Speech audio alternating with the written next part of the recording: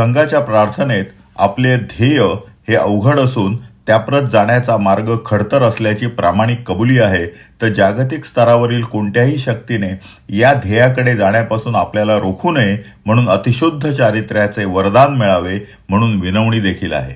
या प्रार्थनेत निःश्रेयस म्हणजेच पारमार्थिक, समुत्कर्ष म्हणजेच इहलौकिक, अभ्युदय म्हणजेच उत्कर्ष अशा शब्दांच्या वापरातून देशाची सेवा करत असताना आपला इहलौकिक व पारमार्थिक असा दोन्हींचा उत्कर्ष साधायचा आहे ही कल्पना आहे.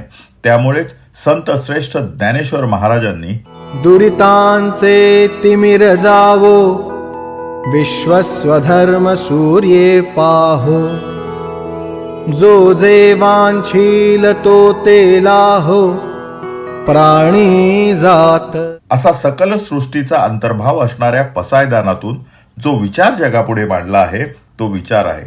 तसेच कोणत्याही श्रेयाची अपेक्षा न बाळगण्याचा कर्मण्येवाधिकारस्ते मा फलेषु कदाचन या भगवान श्रीकृष्णाने गीतेत सांगितलेल्या सल्ल्याचा अंतर्भाव देखील आहे. त्याचप्रमाणे तेरा वैभव अमर रहे मा हम दिन चार रहे न रहे अशी समर्पणाची भावना देखील आहे.